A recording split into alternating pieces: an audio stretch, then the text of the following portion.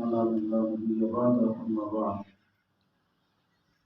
رسول مکرم صلی اللہ علیہ وسلم کی حدیث مبارکہ سننا یہ بہت بڑا عمل ہے اور نبی رؤوف الرحیم صلی اللہ علیہ وسلم کی دعا کا مستحق بنانے والا عمل ہے۔ آقا علیہ السلام نے اس بندے کے لیے دو دعائیں فرمائی ہیں جو آقا کائنات علیہ السلام کی حدیث مبارکہ کو سنتا ہے، اسے یاد رکھتا ہے، اس پہ عمل کرتا ہے اور اس کو آگے پہنچا دیتا ہے۔ اس بندے کے لیے دو دعائیں آقا نے فرمائی ہیں۔ ایک دعا میں فرمایا رحم اللہ ابراہیم کہ اللہ اس بندے پہ رحم فرمائے، اور دوسری حدیث میں فرمایا نظر اللہ ابراہیم اللہ اس بندے کو خوشحال کر دے، اس کے چہرے کو تر و تازہ رکھے، مطلب کہ وہ بندہ خوشحال ہو۔ کون؟ فرمایا کہ جو میری حدیث کو سنتا ہے، اس کو یاد رکھتا ہے اور اس کو آگے پہنچا دیتا ہے۔ من سمع مقالتی فحفظها ووعاها وأداها، جو میری بات کو سنتا ہے، اس کو یاد رکھتا ہے، اس پہ عمل کرتا ہے اور اس کو آگے پہنچا دیتا ہے۔ تو عزیز بھائیوں، حدیث مبارکہ سننا یہ بہت بڑا عمل ہے، ہمیں یہ کرنا چاہیے۔ ہم دعائیں کرواتے ہیں، کوئی مولوی صاحب کے پاس آتا ہے، کوئی قاری صاحب کے پاس آتا ہے، کوئی کسی اور کے پاس جاتا ہے کہ میرے لیے دعا کرتے ہیں۔ تو سب سے بڑی دعا جو ہے وہ تو یہی ہے نا جو آقا علیہ السلام نے فرما دی۔ اس بندے کی خوش نصیبی کا کیا کہنا کہ جس کے لیے جہانوں کے سردار دعا فرمائے، اور جہانوں کے سردار نے کس کے لیے دعا فرمائی ہے؟ جو بندہ آقا کی حدیث کو سنتا ہے۔ تو ایک تو یہ بھی آپ نے سن لی ماشاءاللہ، یہ بھی حدیث ہی ہے جو دو میں نے آپ کے سامنے پڑھی، یہ بھی حدیث ہی ہے۔ ایک حدیث مبارکہ جو میں آپ کے سامنے پڑھنا چاہتا ہوں، سیدنا جناب ابوبکر صدیق رضی اللہ تعالیٰ عنہ اس حدیث کے راوی ہیں، خلیفہ اول، خلیفہ بلا فصل، جو حقیقت میں خلیفہ بلا فصل ہے۔ وہ فرماتے ہیں کہ میں نے رسول مکرم صلی اللہ علیہ وسلم سے پوچھا، سوال کیا کہ اللہ کے نبی جی مجھے کوئی ایسی دعا سکھا دے جسے میں تشہد کا حصہ بنا لوں۔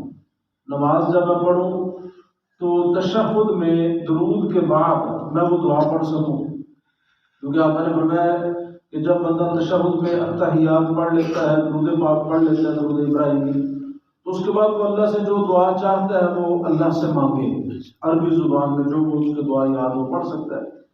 لیکن اولا جو ہے فرائض کے اندر وہ مسنون دعائیں ہیں، تو مسنون دعاؤں میں سے ایک دعا جو ہے ابوبکر رضی اللہ عنہ فرمانے لگے مجھے کوئی دعا سکھائیں جسے میں تشہد میں پڑھوں۔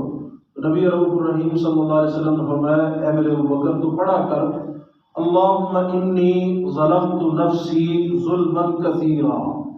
مشہور دعا ہے کہ یہ طلباء چھوٹے چھوٹے ننھے منھے بچے ان کو یاد ہوگی انشاءاللہ، اور میرے بھائیوں کو بھی جو دوست بیٹھے ہوئے امید ہے کہ مجھ کو یاد ہوگی۔ اللہم انی ظلمت نفسی ظلما کثیرا ولا یغفر الذنوب الا انت فاغفر لی مغفرۃ من عندک وارحمنی انک انت الغفور الرحیم۔ چار جملے سے اللہم انی ظلمت نفسی ظلما کثیرا، اے اللہ میں اپنی جان پہ بہت سارے ظلم کر چکا ہوں، میں اپنے آپ پہ بڑے ظلم کر بیٹھا ہوں، یعنی تیری بڑی نافرمانیاں ہو گئی ہیں مجھ سے۔ اللہم انی ظلمت نفسی ظلما کثیرا ولا یغفر الذنوب الا انت، اور تیرے علاوہ معاف بھی کوئی نہیں کر سکتا۔ فاغفر لی مغفرۃ من عندک، اللہ تیرے پاس جو بخشش کے خزانے ہیں نا ان میں سے تو تھوڑا مجھے بھی دے دے، مجھے معاف فرما دے۔ وارحمنی انک انت الغفور الرحیم، اور اللہ مجھ پر رحمت بھی فرما دے، بے شک تو بخشنے والا ہے، رحم فرمانے والا ہے۔ تو یہ دعا میرے بھائیوں بڑی عقیدت کے ساتھ، احترام کے ساتھ پڑھنی چاہیے۔ ایک نقطہ جو اس سے ہمیں یہ ملتا ہے کہ آپ دیکھیں جناب ابوبکر صدیق رضی اللہ تعالیٰ عنہ وہ ہستی ہیں کہ جنہیں رسول مکرم صلی اللہ علیہ وسلم نے فرمایا تھا کہ سب کے احسانات کا میں نے بدلہ دے دیا ہے، ابوبکر کے احسانات کا بدلہ نہیں دے سکا، اللہ قیامت کے دن دے گی۔ اور وہ ہیں کہ جن کے بارے میں خود اللہ نے کہا تھا کیا میرے حبیب صلی اللہ علیہ وسلم ابوبکر سے پوچھیں کیا یہ اس حال میں بھی مجھ سے راضی ہے غزوہ تبوک کے موقع پر۔ تو وہ ہستی جو ہے وہ دعا پوچھ رہی ہے نبی اکرم صلی اللہ علیہ وسلم سے، اور آقا علیہ السلام ان کو دعا سکھا رہے ہیں۔ آقا علیہ السلام کو ان کے ساتھ پیار بھی بڑا ہے، محبت بھی بڑی ہے۔ پوچھا گیا کہ آقا سب سے بڑھ کے محبت کس کے ساتھ ہے؟ فرمایا عائشہ کے ساتھ. فرمایا آقا مردوں میں سے، فرمایا ابوبکر کے ساتھ سب سے بڑھ کے محبت ابوبکر رضی اللہ عنہ سے. تو ان کو دعا سکھا رہے نبی اکرم صلی اللہ علیہ وسلم. آپ یہ ذرا تھوڑا سا تصور کریں کہ مجھے ایک شخص کے ساتھ بڑی محبت ہو اور وہ مجھ سے کوئی سوال کرے، وہ مجھ سے کوئی بات کرے، وہ کوئی پوچھے چیز، تو میں اس کو سب سے بہترین چیز ہی دوں گا نا، میں اس کو سب سے بہترین چیز ہی دوں گا نا. تو دعاؤں میں سے افضل دعا استغفار ہے. افضل دعا جو ہے استغفار ہے. تو اللہ کے نبی صلی اللہ علیہ وسلم نے بتایا کہ اے میرے ابوبکر تو پڑھا کر اللہ سے معافی مانگا کر.